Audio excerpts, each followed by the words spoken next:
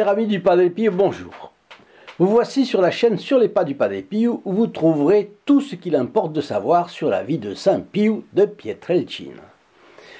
Sa vie s'est passée entre l'attaque et la défense contre le diable, l'antique serpent, aux griffes duquel il arrachait les âmes des pécheurs. Cela continue d'être sa mission du ciel où il se trouve. Vous serez étonnés de découvrir tout ce qu'il peut encore faire aujourd'hui pour vous. Ces célèbres fioretti sont commentés ici 3 fois par semaine. N'hésitez pas à vous abonner pour ne rien en perdre, tous sont passionnés et plein d'informations sur Dieu, la Vierge Marie, les anges. Cliquez sur le bouton prévu dans la description ici dessous, puis actionnez 2 fois la clochette et vous voilà abonné gratuitement.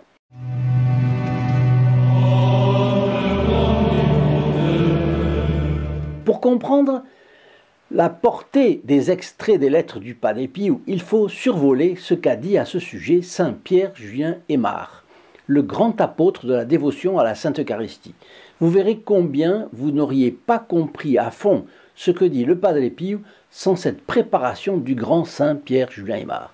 Saint Pierre Julien Aymar, dont hélas les catholiques font trop peu de cas d'ailleurs aujourd'hui. Pour tout vous dire, sa sépulture se trouve à Paris, avenue de Friedland, au numéro 23, à la chapelle nommée l'église du Saint-Sacrement. Et malgré ce que beaucoup racontent encore, son corps est intact, c'est-à-dire, on ne le voit pas, mais il est là. Et il n'a pas subi la corruption ordinaire qui suit la mort. Vous allez voir combien tombent à pic ces considérations sur le Saint-Sacrement et la Sainte Communion. Au moment où les blasphèmes et les sacrilèges se multiplient contre Dieu, la bienheureuse Vierge Marie et la Sainte Église de notre Seigneur Jésus-Christ, nous sommes appelés à les réparer par plus de ferveur et plus de piété. Envers qui? Eh bien, évidemment, envers Jésus au Saint-Sacrement. Pas la piété pour la galerie, non, non, une piété profonde et véritable qui plaise à Dieu par son désintéressement et sa pureté d'intention. Donc voilà, les blasphèmes, les sacrilèges visent notre Seigneur Jésus-Christ aujourd'hui directement, eh bien nous allons y répondre, bien sûr avec les protestations, mais aussi avec la prière, la contemplation, l'adoration.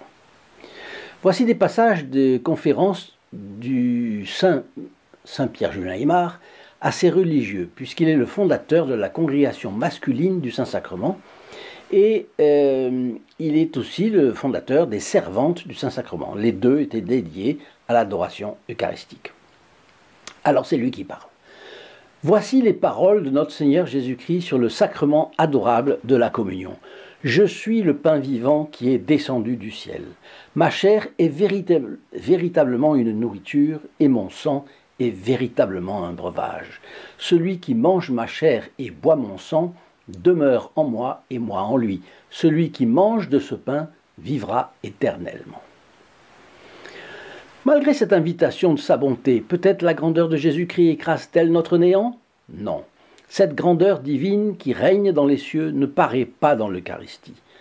Ne voyez-vous pas que Jésus, comme l'a fait Moïse pour les Hébreux, s'est voilé pour ne pas vous effrayer, pour vous permettre d'approcher de lui? Est-ce votre peu de vertu, ce que vous appelez votre indignité qui vous arrête? Il est vrai que le plus grand saint ici-bas, fût-il un séraphin, n'est pas digne de recevoir le Dieu hostie. Mais Jésus ne cache-t-il pas ses vertus, sa sainteté pour ne vous montrer que sa bonté? N'entendez-vous pas cette douce voix qui vous dit « Venez à moi » ? Ne sentez-vous pas le voisinage de son cœur divin qui vous attire? Oh, ce ne sont pas vos mérites qui font vos droits, ni votre vertu qui vous ouvre la porte du cénacle, c'est l'amour de Jésus. Mais vous êtes tenté de penser « j'ai bien peu de piété, bien peu de ferveur ». Comment recevoir notre Seigneur dans une âme si tiède, si repoussante, si digne de mépris? Vous êtes tiède, raison de plus pour vous replonger dans cette fournaise ardente. Vous êtes repoussant? Ah, jamais! Pour ce bon pasteur, pour ce tendre Père, plus Père qu'aucun autre, plus vous êtes malade et faible, plus vous avez besoin de son secours. Le pain est la vie des faibles. Par lui, ils deviennent forts. Mais j'ai peut-être des péchés sur la conscience. Si vous n'avez la conscience positive d'aucun péché grave et réel, votre âme est vivante. Si vous pardonnez à ceux qui vous ont offensé, vous avez Déjà le pardon de vos fautes quant à vos négligences journalières, vos distractions, vos premiers mouvements d'impatience, de vanité, d'amour-propre. Liez tous ces petits arbrisseaux d'Adam et jetez-les au feu de l'amour divin. Ce que l'amour pardonne est bien pardonné. Souvenons-nous souvent qu'il ne faudrait qu'une communion bien faite pour rendre une âme sainte. La Sainte Communion, c'est le combat de Dieu en nous contre la concupiscence, contre l'esprit du monde, contre le démon que nos passions mauvaises appellent sans cesse et qui possède une partie de nous-mêmes par la connivence secrète qu'il entretient avec nos appétits déréglés. Or, notre Seigneur n'a-t-il pas dit « Vous tous qui souffrez, qui gémissez sous le poids de vos péchés et sous l'esclavage du démon, venez à moi, je vous restaurerai, je vous délivrerai ». La Sainte Communion est plus qu'un remède, c'est une force. Elle nous aide à devenir bons, vertueux et saints. Il est difficile d'acquérir une vertu chrétienne. Une vertu, c'est une qualité de Jésus-Christ, une participation à ses mœurs, le fruit d'une éducation divine. Or, dans la Sainte Communion, c'est Jésus qui se forme en nous-mêmes et devient d'une façon personnelle notre maître. C'est lui qui, par son amour, éveille en nous l'amour pour lui, notre bienfaiteur. C'est lui qui, par son amour, éveille en nous le désir de lui ressembler, qui éveille en nous l'attrait vers ce bonheur qui consiste à l'imiter et à vivre de sa propre vie. Quel secours pour notre faiblesse! Le chrétien est vite formé au cénacle. C'est que dans l'Eucharistie, toutes les grâces agissent à la fois. Toutes les vertus du Sauveur se réfléchissent en nous sous l'action puissante de ce soleil divin. La communion est le moule spirituel où Jésus-Christ fait passer nos âmes et nos corps pour les façonner sur lui-même.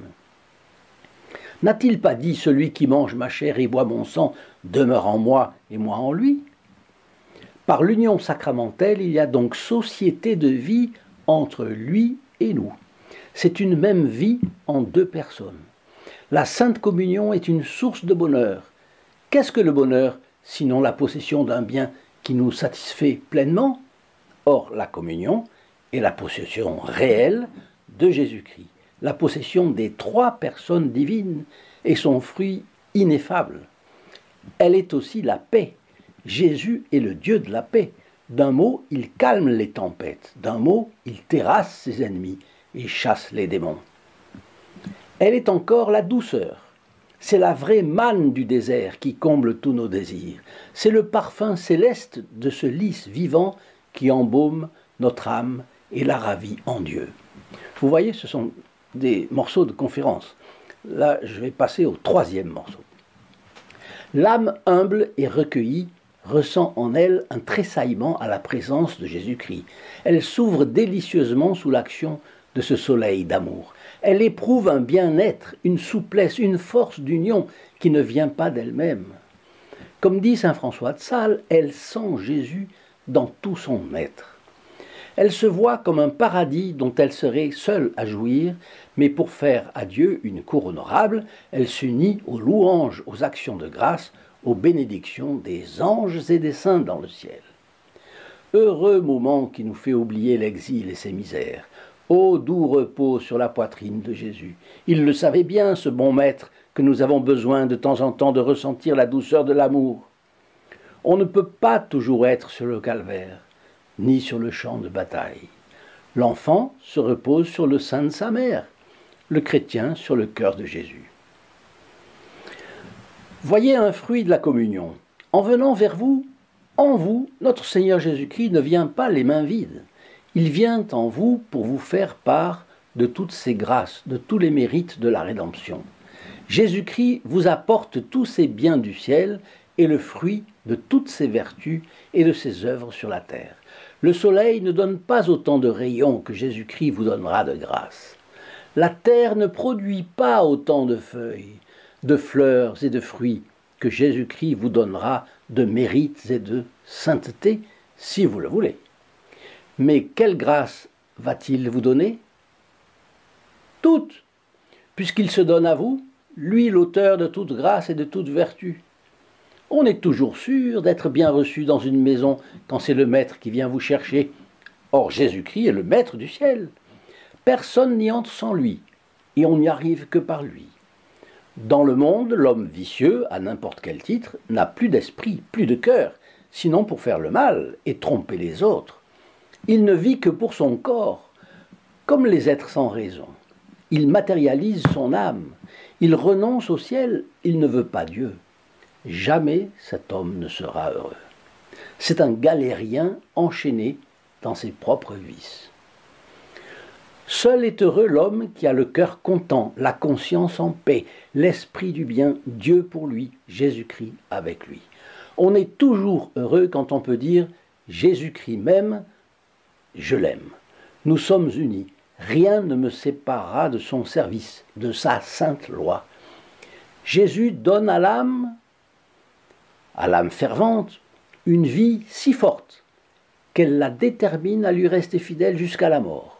Cette âme cherche ce que Jésus aime, ce qui peut lui faire plaisir. Elle reçoit en retour, elle acquiert le sens de Jésus-Christ, ce sens si délicat qui lui fait tout apprécier au point de vue divin.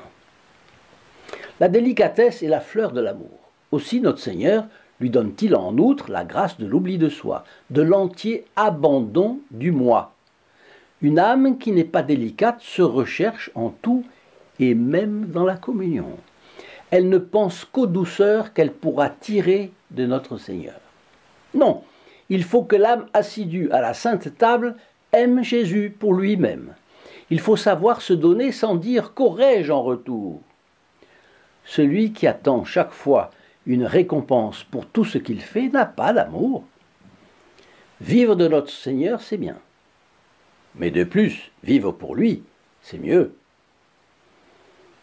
Allons, donnez tout à notre Seigneur, vos œuvres, vos mérites, votre cœur, avec ses attaches les plus permises, les plus légitimes. C'est difficile, c'est une agonie. Mais quand on pense à qui l'on donne et ce qu'il mérite, oh, que le choix est vite fait. Par l'Eucharistie, Jésus se continue.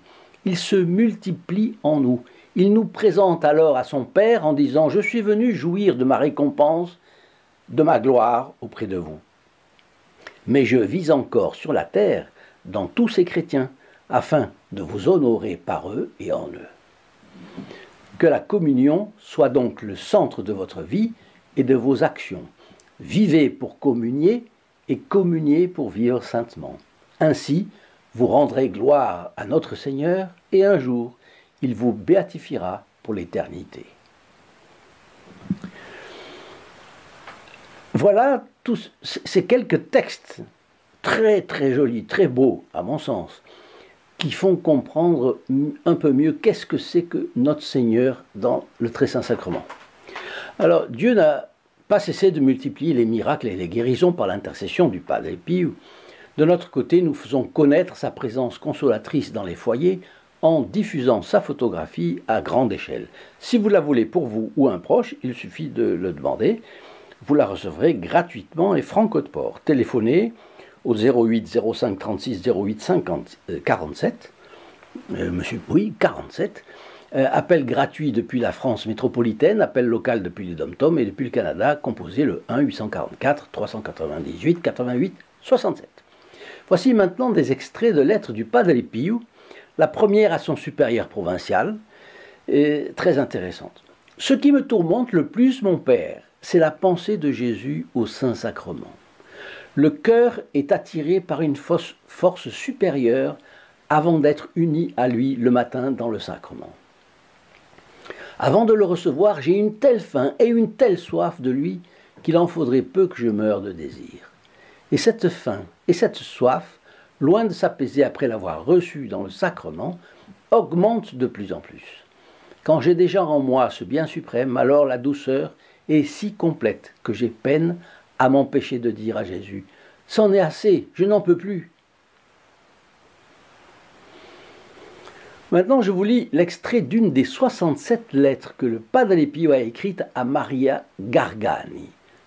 Maria Gargani, fille spirituelle du Padre Pio, une des premières, peut-être la première. Elle est devenue religieuse et elle est même bien heureuse aujourd'hui. depuis 2018. Elle est fondatrice des apôtres du Sacré-Cœur, des femmes apôtres du Sacré-Cœur. Elle est née en 1892 et morte en 1973, contemporaine du Padre Pio. La lettre est datée de 1917. Je pense que la très sainte Eucharistie est le grand moyen d'aspirer à la sainte perfection, mais il faut la recevoir avec le désir et l'engagement d'éliminer du cœur tout ce qui déplaît à celui que l'on veut recevoir. Et puis, la sincérité avec laquelle le Padre Pio a invité à rendre visite et à adorer le Saint-Sacrement est attestée par ces mots tirés de la lettre écrite à Marie Assumption di Tommaso, Assunta di Tommaso, en 1922. Elle a été aussi une fille spirituelle, elle a été affligée d'une maladie des jambes qui fait qu'elle ne pouvait plus se rendre au couvent, et du coup, elle était obligée souvent, de plus en plus, et puis après, elle a été coincée chez elle sans pouvoir bouger. Les pères capucins venaient lui apporter la communion, et une fois, le Padre Pio est venu aussi. Alors voilà ce qu'il lui écrit. Quand vous ne pouvez pas y aller en personne, à la Sainte Communion, au moins volez en esprit vers le tabernacle, et là, exprimez vos désirs ardents, et parlez, demandez, embrassez le bien-aimé des âmes, mieux que s'il vous accordait de le recevoir sacramentellement. Vous voyez que ça, c'est aussi un très bon conseil pour ceux qui ne peuvent pas avoir la communion tous les jours. Alors, je vais vous demander de partager nos vidéos sur les réseaux sociaux. Quand vous faites un partage, non seulement vous entrez dans les intentions de la messe du vendredi à midi qui suit le partage, mais les personnes qui le reçoivent sont aussi bénéficiaires des grâces de cette messe. Et vous voilà un trait d'union entre les âmes et le Padre Pio. N'hésitez pas aussi à venir me rendre visite sur le lien indiqué en description. Vous connaîtrez le groupe des protégés du Padre Pio. Chers amis, je vous souhaite une très bonne journée et je vous dis à notre prochaine vidéo. Au revoir. In nome del Padre, del Figliolo e dello Spirito Santo, e così sia. Sia lodato Gesù e Maria, oggi e sempre.